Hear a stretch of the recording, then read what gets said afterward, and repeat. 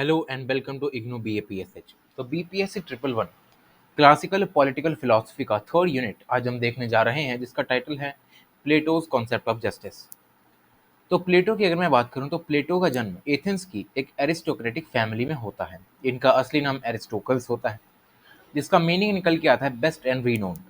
अब जो प्लेटो नाम इन्हें दिया गया वो इनके रेसलिंग कोच ने इन्हें दिया, क्योंकि इनके जो कंधे थे वो चौड़े और मजबूत हुआ करते थे, तो इसी वजह से इनका नाम प्लेटो पड़ गया, जो कि इनके रेसलिंग कोच ने इन्हें दिया था।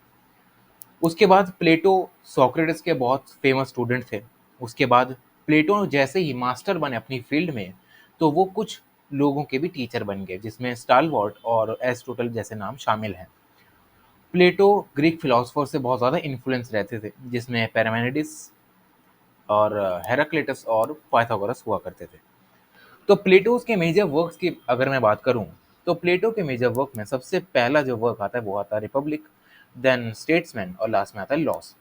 इन तीनों ही वर्क्स में हमें प्लेटो ये बताने की कोशिश करते हैं कि कैसे एक यूनिवर्सल आइडिया हमारी सेंसेस के बियॉन्ड काम करता है। सेम चीज़ जो हम पिछले यूनिट में पढ़ के आए हैं, जिसका नाम है थियोरी ऑफ फॉर्म्स। इसी से ही जो फिलोसफिकल आइडियलिज्म है उसकी भी शुरुआत होती है यहाँ पर एंशियंट ग्रीक पॉलिटिकल थॉट में। प्लेटो की लाइफ में एक बहुत बड़ा टर्निंग पॉइंट आता है। वो पॉइंट होता है 431 BC का, जब पेलोपोनेशियन वॉर शुरू हो जाती है बिटवीन एथेंस एंड स्पार्टा, जिसका रिजल्ट ये निकलता है कि एथेंस इस लड़ाई में हार जाता है। अब जैसे ही एथेंस ये हार जाता है लड़ाई, तो प्लेटो ये सोचते हैं कि समाज में फैली हुई इंस्टेबिलिटी और डिसऑर्डर, इन्हीं का इम्पैक्ट होगा एथेंस की हार पे। तो प्लेटो इसके बारे में चिंतन करना शुरू करते हैं कि कैसे हम सोसाइटी में इंस्टेबिलिटी को हटा सकते हैं, डिसऑर्डर जो फैला हुआ है, डिसहार्मनी फैली हुई है, इसको कैसे हटा सकते हैं, और कैसे जस्टिस को ला सकते हैं ताकि सोसाइटी में हार्मनी मेंटेन रह सके और हमारा स्टेट स्ट्रांग बन सके। यहीं से शुरुआत होती है प्लेटोज थ्योरी ऑफ जस्टिस की, जो कि हार्मनी पर ही बेस्ड रहती है। अगर हम जस्टिस की फील्ड में ही कुछ अन्य फिलोसफर्स की बात करते हैं, तो प्लेटो के बाद एरिस्टोटल और जॉन रॉल्स का भी नाम आता है, जहाँ पर जस्टिस को वो as a main guiding principle का काम यहाँ पर हमें बताते हैं कि कैसे पावर को रेगुलेट किया जा सकता है थ्रू जस्टिस। क्योंकि प्लेटो का जो वर्क था, या हम इन सभी तीनों की बात करें, तो इनके अकॉर्डिंग जस्टिस बहुत ज़्यादा ज़रूरी है, जिससे कि एक समाज है पॉलिटिकल ऑर्डर को हम मेंटेन, शेप और इम्प्रूव कर सकते हैं। अब हम बात करते हैं पर्सपेक्टिव्स ऑन जस्टिस बिफोर प्लेटो। तो प्लेटो के समय से पहले के जो जस्टिस के डेफिनेशंस हुआ करते थे, जो व्यूज़ हुआ करते थे, वो सारे व्यूज़ हम इस टॉपिक में बताए गए हैं। जहाँ पर सबसे पहला व्यू आता है पाइथागोरस का। पाइथागोरस एक एंशियंट ग्रीक फिलोसफर हैं, जिनकी मैथमेटिकल एक इक्वेशन भी है, जिसे हम पाइथागोरस थ्योरम के नाम से जानते हैं, वो यही है। तो पाइथागोरस ये कहते हैं कि equality is equal to justice. मतलब एक समाज में अगर इक्वालिटी है, सभी को इक्वल अपॉर्चुनिटीज मिल रही हैं in terms of economy, in terms of political representation, सबको काम अच्छे से मिल पा रहा है, एम्प्लॉयमेंट अच्छे से है, उसके बाद बिना कोई डिस्क्रिमिनेशन के सभी को इक्वल तरीके से ट्रीट किया जा रहा है, तो ये रिजल्ट देता है जस्टिस में। इसी से हम जस्टिस मान सकते हैं कि जस्टिस जो है वो सोसाइटी में कोएग्जिस्ट करती है। वहीं अगर हम प्लेटो की किताब द रिपब्लिक में जाएं, तो प्लेटो में ट्रेडिशनल व्यू के बारे में भी बताते हैं। ट्रेडिशनल व्यू एक तरीके से फादर सन के डुओ के बारे में हमें बताता है, जहाँ पर फादर का नाम केफेलस है और जो सन है उनका नाम है पोल मार्कस।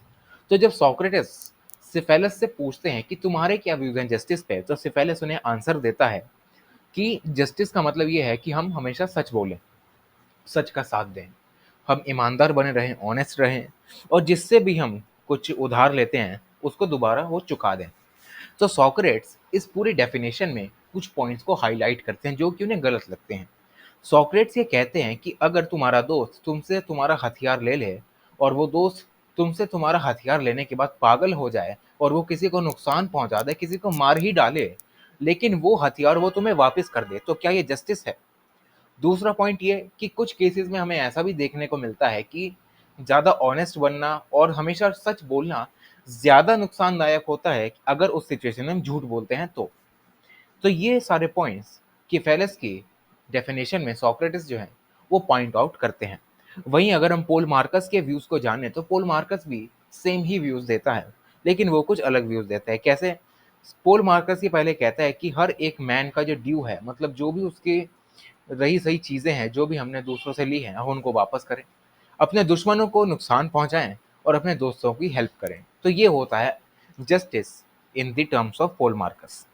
वहीं सोक्रेटिस इसमें भी कुछ पॉइंट्स को हाइलाइट करते हैं जो कि इनकी शॉर्टकमिंग्स होती हैं। वो ये कहते हैं कि अगर तुम्हारे दोस्त तुम्हें कुछ इमोरल एक्टिविटीज़ जैसे कि चोरी करना, झूठ बोलना, नशे वगैरह कराना, तो ये भी तो एक तरीके की हेल्प ही है। वो तुम्हें सिखा रहे हैं कि कैसे ये सब करना है, तो क्या ये जस्टिस है? वहीं दूसरा पॉइंट सोक्रेटिस ये कहते हैं कि अगर एक इंसान अपने दोस्त को मिसजज कर ले और अपने एनिमी को मिसजज कर ले, वो भी जस्टिस का पार्ट हो ही नहीं सकता। एग्जाम्पल के रूप में अगर हम एक सिचुएशन लें जहाँ पर एक दोस्त जो है वो दूसरे दोस्त के सामने बहुत ही अच्छे से पेश आता है, मीठी मीठी बातें करता है, हमेशा हेल्प करता है, लेकिन पीठ पीछे वही दोस्त अपने दोस्त की कब्र खोदने में लगा हुआ है। तो इस मिसजजमेंट की वजह से जो दोस्त है, हम उसको मिसजज कर रहे हैं कि सामने से तो बढ़िया है, लेकिन पीठ पीछे यही इसको मारने की कोशिश कर रहा है। तो ये हमारा दोस्त नहीं है, इसीलिए जस्टिस का भी पार्ट नहीं है। वहीं एक एनिमी हमारे सामने जो है, वो भले ही हमारे सामने हमारा दुश्मन हो, लेकिन अगर हम उसके बैकग्राउंड में जाके देखें, अगर उसकी एक्टिविटीज़ को एनालाइज़ करें, तो क्या पता वो हमारे इस दोस्त से भी अच्छे काम करता हो। तो ये भी एक मिसजजमेंट का पार्ट है। तो ये सारी चीज़ें फ्रेंड्स और एनिमीज़ पर अप्लाई नहीं होती कि हम हमेशा अपने एनिमीज़ को नुकसान पहुँचाएँ और हम हमेशा अपने दोस्तों की हेल्प करें, तो ये सब सही नहीं है अकॉर्डिंग टू सोक्रेटिस। अब बात करते हैं रेडिकल व्यू की। रेडिकल पर्सपेक्टिव दिया था जस्टिस का थ्रेसिमैकस ने, जो कि एक सोफिस्ट हैं और एक रीनोन्ड टीचर हैं रेटोरिक के। तो वो ये कहते हैं कि justice is defined as the interest of the stronger party, what would also be called as the might is right. Thrasymachus का कहना ये है कि जस्टिस का मतलब ये है कि अगर एक स्ट्रॉन्गर पार्टी जिसके पास पावर है, उसके इंटरेस्ट में अगर हम कुछ काम करते हैं, वो होता है जस्टिस। मतलब इसका कथन ही है वाचन, मतलब इसका जो वचन है वही है शासन। सिंपल सा मतलब ये है। ये हो गया रेडिकल व्यू। लेकिन जो सोक्रेटिस हैं, वो भी इसमें कुछ शॉर्टकमिंग्स को फाइंड आउट करते हैं। वो ये कहते हैं कि पावरफुल लोग जो होते हैं, वो हमेशा सही काम नहीं करते हैं। वो कभी-कभार कुछ गलतियाँ भी कर देते हैं। वो कुछ ऐसे लॉज़ बना देते हैं, जो कि उन्हीं के खिलाफ लोगों को खड़ा कर देते हैं। इससे एक प्रिंसिपल वॉयलेट होता है कि कभी भी राजा को अपने सेल्फ इंटरेस्ट को सर्व करने के लिए दूसरों को ताक पर नहीं चढ़ाना चाहिए। क्योंकि अगर हम किसी से भी ये देखें अगर पर्सपेक्टिव से, तो हमें ये नज़र आता है कि जैसे जो फिजिशियन है, अगर वो अपने पेशेंट्स को अच्छे से ट्रीट कर रहा है, वहीं एक शू मेकर दूसरों के शूज़ को फाइंड कर रहा है। इसीलिए जो रियल इंटरेस्ट है स्टेट्समैन का वो यही है कि वो अपने सब्जेक्ट्स की वेलबींग का ध्यान रखे, अपनी प्रजा का ध्यान रखे। यही दूसरों का यहाँ पर भला कर सकता है। वहीं अगर एक स्टेट्समैन ऐसा हो कि जो है वो प्रजा जो है वो भाड़ में जाए, मुझे अपनी अय्याशी पे सारा पैसा उड़ाना है, भाड़ में जाए उनका फ्यूचर, भाड़ में जाए उनकी सारी प्रोटेक्शन, मुझे सिर्फ अपनी प्रोटेक्शन करनी है, मुझे अपने शौक पूरे करने हैं। ये सही काम नहीं होता किसी भी स्टेट्समैन का, और ये समाज में जस्टिस या हार्मनी नहीं ला सकता। वहीं एक और एग्जांपल अगर हम फिजिशियन का लें, कि फिजिशियन जो है एग्जांपल के रूप में भी बहुत ज़्यादा चल भी रहा है कि एक डॉक्टर जो है एमपी का, उसने बहुत सारे जो ऐसे मरीज़ हैं उनका फर्जी इलाज किया और उनको मार दिया। तो क्या उसने अपने सेल्फ इंटरेस्ट को पूरा किया कि इस पर्टिकुलर मरीज़ का मैं इलाज करूँगा, इससे पैसा ऐंठूँगा और भाग जाऊँगा? तो ये भी जस्टिस नहीं है। फिजिशियन का काम होता है अपने पेशेंट्स को ट्रीट करना, उनके इंटरेस्ट के लिए, ना कि खुद के इंटरेस्ट के लिए। तो यही हमें प्लेटो रेडिकल व्यू में बताने की कोशिश करते हैं। आगे अगर हम प्रैग्मेटिक व्यू में जाएँ, तो प्रैग्मेटिक व्यू में जो ग्लूकॉन और एडिमेंटस हैं, जो प्लेटो के भाई हैं, वो कुछ वार्तालाप करते हैं आपस में और वो कहते हैं कि जस्टिस का मतलब ये है कि child of fear and necessity of the weaker. उनको ये लगता है कि जो स्टेट ऑफ नेचर है, जो कि जहाँ पर हमेशा इनजस्टिस फैली रहती है, तो वो ये कहते हैं कि अगर लोग अपने आप से एक एग्रीमेंट बनाए कि वो कभी भी किसी के साथ अन्याय नहीं होने देंगे, किसी को भी अन्याय का भागीदार नहीं बनने देंगे, तभी समाज में हार्मनी आ सकती है। तो लोग अगर एग्री करें, एक जस्ट मैनर में बिहेव करें under the force of law, तो जो हार्मनी वो क्रिएट हो सकती है और जस्टिस आराम से आ सकती है। लेकिन सोक्रेटिस इसमें भी कुछ पॉइंट्स को फाइंड आउट करते हैं और ये कहते हैं कि अगर हम इस पर्टिकुलर एग्रीमेंट को देखें तो एक आर्टिफिशियल लुक हमें नज़र आता है। मतलब जहाँ जो लोग हैं वो एक आर्टिफिशियल तरीके से एक वर्च्यू को अपने ऊपर थोपने की कोशिश कर रहे हैं, जहाँ पर जो लोग हैं वो ये एग्रीमेंट कर रहे हैं कि हम किसी को भी अन्याय का पात्र नहीं बनने देंगे। लेकिन अगर वही इंसान कोई सामने से आकर उसको पैसा दे और कहे कि तू उसका मर्डर कर दे, तो क्या पता वो इंसान उसका मर्डर कर भी दे। तो ये तो जस्टिस का पार्ट हुआ ही नहीं, भले ही उसने एग्रीमेंट किया हो कि मैं किसी के साथ अन्याय नहीं होने दूंगा। तो सोक्रेटिस हमें यही बताने की कोशिश करते हैं कि जस्टिस का मतलब एक आर्टिफिशियल वर्च्यू नहीं होता, बल्कि ये एक क्वालिटी होती है इनर सोल एंड कंसाइंस की। जस्टिस तभी एग्जिस्ट कर सकती है जब हम किसी भी एक्सटर्नल रिकॉग्निशन के बिना जस्टिस को अपने अंदर उतारने की कोशिश करें, अपने सोल, अपने कंसाइंस पर विश्वास रख के एक कॉमन अंडरस्टैंडिंग के साथ आगे बढ़ें। तभी सोसाइटी में हार्मनी आ सकती है, और हार्मनी अगर आ गई तो अल्टीमेटली जस्टिस भी को एग्जिस्ट कर सकती है। आगे बात करते हैं प्लेटोस कॉन्सेप्ट ऑफ जस्टिस की। तो इसका मतलब प्लेटो का क्या मानना था जस्टिस का। तो प्लेटो जैसे ही अपने प्रिवेलिंग कॉन्सेप्शंस ऑफ जस्टिस को एग्जामिन करते हैं, तो प्लेटो अपनी थियरी ऑफ जस्टिस देते हैं, जिसमें वो चार वर्च्यूज के बारे में बताते हैं, जिसमें सबसे पहला होता है विजडम, उसके बाद करेज, फिर सेल्फ कंट्रोल और लास्ट में होता है जस्टिस। तो प्लेटो के कंसेप्शन में अगर हम जाएं, तो प्लेटो जो है वो जस्टिस को हमेशा हार्मनी एंड ऑर्डर की टर्म्स में तोल के देखते हैं, कि जैसे जो इंडिविजुअल, स्टेट और यूनिवर्स है इसका यूज कर सकते हैं। प्लेटो के according justice was based on morality and ethics, not on legal basis. Legal basis पे कभी भी प्लेटो जस्टिस को रिप्रेजेंट नहीं करते, बल्कि प्लेटो ये मानते हैं कि जस्टिस का मतलब होता है मोरालिटी एंड एथिक्स। इसका मतलब ये है कि जब एक इंसान अपनी ड्यूटी को अच्छे से निभाता है, सोसाइटी को कंट्रीब्यूट करता है एक अच्छे सेंस में, according to the individuals capabilities, वही असली मतलब है जस्टिस का। क्योंकि प्लेटो का ये मानना है कि अगर एक इंसान अपने काम को अच्छे से निभाए, तभी यहाँ पर सोसाइटी में जस्टिस आ सकती है, और सारे जो भी पॉलिटिकल इविल्स और इनजस्टिस है हम उनको इरेडिकेट कर सकते हैं। एग्जाम्पल के रूप में अगर हम रूलर क्लास को लें, तो रूलर क्लास के पास नॉलेज होती है, उनके पास विजडम होता है। अगर वो इस नॉलेज का अच्छे तरीके से यूज करें, अच्छे अच्छे लॉज बनाएं, वेलफेयर स्कीम्स निकालें, तब सोसाइटी में जस्टिस आ सकती है। वहीं जो ब्रेव वॉरियर्स हैं, वो अपने काम को अच्छे से करें, जैसे कि वो करेजियस हों, और जब भी कोई स्टेट पर संकट आए तो उसे लड़ने के लिए तैयार खड़े रहें। वहीं जो प्रजा है, जो इंडिविजुअल्स हैं, अगर वो अपने ऊपर सेल्फ कंट्रोल रखते हैं, तब भी हम सोसाइटी में हार्मनी को कोएग्जिस्ट करता हुआ देख सकते हैं, और जस्टिस जो है वो यहाँ पर आ सकती है। क्योंकि जस्टिस तभी आ सकती है जब हर एक इंसान अपनी ड्यूटी को अच्छे से निभाए, जो भी उन्हें सूट करती है, और बिना किसी दूसरे के वर्क में इंटरफेयर किए बिना अगर वो ये सब चीज़ों को करते हैं, तब आराम से जो जस्टिस है वो प्रिवेल कर सकती है, और वो एक रियलिटी बन सकती है।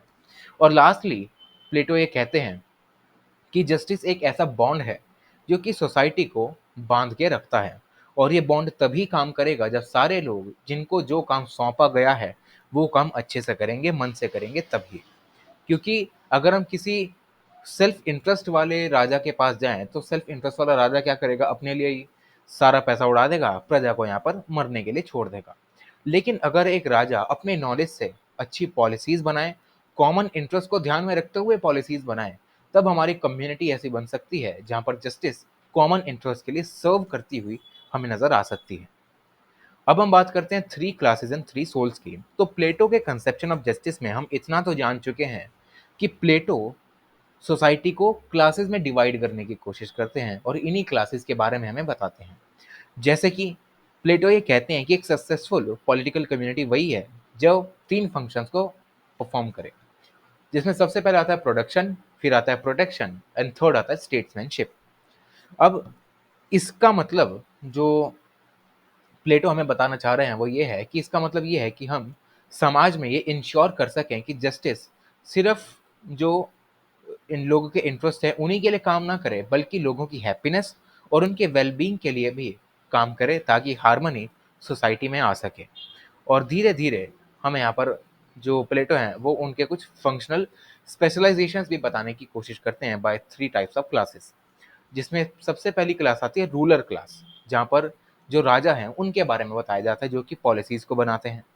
दूसरे आते हैं ऑक्सिलरीज, जो कि वॉरियर क्लास होती है, जो मिलिट्री फंक्शंस को परफॉर्म करती है, साथ ही साथ वो स्टेट के गार्डियन की तरह भी काम करती है। तीसरी क्लास आती है आर्टिजन्स। आर्टिजन्स कुछ इकोनॉमिक फंक्शंस को परफॉर्म करते हैं, जहाँ पर वो गुड्स को प्रोड्यूस करते हैं, कुछ सोशली नेसेसरी सर्विसेज को प्रोड्यूस कर सकते हैं, जैसे कुछ ट्रेडिंग और जो फार्मिंग की चीज़ें हैं वो ये सब प्रोड्यूस करते हैं। तो ये सारी चीज़ें हमें प्लेटो ये बताते हैं, जहाँ पर जो रूलिंग क्लास है उसके पास वर्च्यू ऑफ विजडम है, वो अपनी विजडम का यूज़ करे, अपनी नॉलेज को स्टेट के लिए अच्छे से यूज़ करे, उनको प्रॉपरली रूल करने में। साथ ही साथ जो ऑक्सिलरी क्लास है वो स्टेट को डिफेंड करे। आर्टिजन सेल्फ कंट्रोल दिखाएं ताकि अपने पेशेंस को वो आराम से फॉलो कर सकें और कुछ इकोनॉमिक एक्टिविटीज़ या फंक्शंस को परफॉर्म कर सकें, जहाँ पर जो लोग हैं वो एक दूसरे को प्रमोट कर सकें, कुछ ट्रेडिंग करने में, कुछ फार्मिंग करने में। तो जो भी उन्हें बताया गया है यहाँ, तो ये चीज़ है यहाँ पर 3 क्लासेस एंड 3 सोल्स की। अब हम बात करते हैं कुछ कम्युनिस्ट प्रिंसिपल्स की। तो जो प्लेटो हैं उनके अकॉर्डिंग अगर एक राजा का परिवार होता है तो राजा के परिवार में उसके बच्चे होते हैं, उसकी रानियां होती हैं और दूसरे कुछ रिश्तेदार भी होते हैं। तो राजा प्रजा पे कम ध्यान देता है और अपने रिश्तेदारों और परिवार पे ज़्यादा ध्यान देता है। तो इसी से निकल के आते हैं कुछ कम्युनिस्ट प्रिंसिपल्स जो कि प्लेटो हमें बताते हैं, जिसमें सबसे पहली चीज़ प्लेटो हमें ये बताते हैं कि रूलिंग क्लास से जो भी ऑब्जेक्ट्स ऑफ डिज़ायर उनके हैं उनको रिमूव कर दो ताकि इनकी कुछ इच्छा ही ना रहे। दूसरा ये कि वो ये बताते हैं कि अगर एक इंडिविजुअल उसके पास सारी ऑब्जेक्ट्स ऑफ डिज़ायर हैं तो वो उन्हीं में लगा रहेगा, कॉमन इंटरेस्ट के लिए कभी काम करने का ही नहीं, वो सिर्फ अपने परिवार के बारे में सोचेगा। और इसी से बचने के लिए प्लेटो ये कहते हैं कि प्राइवेट प्रॉपर्टी को ही एबॉलिश कर दो। ठीक, ना होगी प्राइवेट प्रॉपर्टी और ना ही होगा इतना ज़्यादा फेवरेटिज्म, फैक्शनलिज्म और नेपोटिज्म, और ना ही होंगी करप्ट प्रैक्टिसेस।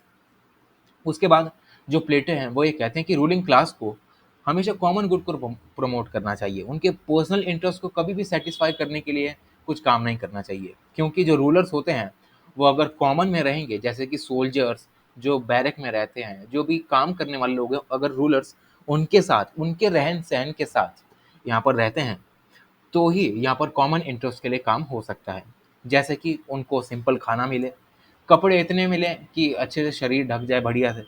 उसके बाद जो मेटिंग है वो भी स्टेट के द्वारा ही यहाँ पर जो है वो रेगुलेट की जाएगी, जिसे हम कम्युनिज्म ऑफ वाइब्स का कॉन्सेप्ट भी जानते हैं, जहाँ पर जो स्टेट्स हैं वो एक पूल ऑफ रूलर्स और पूल ऑफ विमेंस में से दो किसी दो को निकालेगी और उनको मेट करवाएगी, जो उनसे ऑफस्प्रिंग आएगा वो किसी राजा का नहीं माना जाएगा, वो स्टेट का माना जाएगा, और उस हिसाब से जो वो स्टेट है वो काम करेगी। यही होता है यहाँ पर कम्युनिज्म वाइब्स का मतलब, जहाँ पर जो चिल्ड्रन हैं वो कॉमनली सबके द्वारा हेल्ड किए जाएंगे, उनके रियल पेरेंट्स उन्हें जानते नहीं होंगे। तो इससे होगा क्या कि उन्हें स्टेट के तरफ से यहाँ पर उनका प्रतिनिधि माना जाएगा, ना कि राजा के उत्तराधिकारी के रूप में। इससे कि जो स्टेट हैं वो आराम से काम कर सकेगी और उन चिल्ड्रंस के लिए अच्छी अच्छी नर्सरीज बनाई जाएंगी। और यही सारी चीज़ें हमें कम्युनिस्ट प्रिंसिपल्स में प्लेटो बताने की कोशिश करते हैं। तो यहीं रख सकते हैं पहला यूनिट और इसका पहला part. Thank you so much.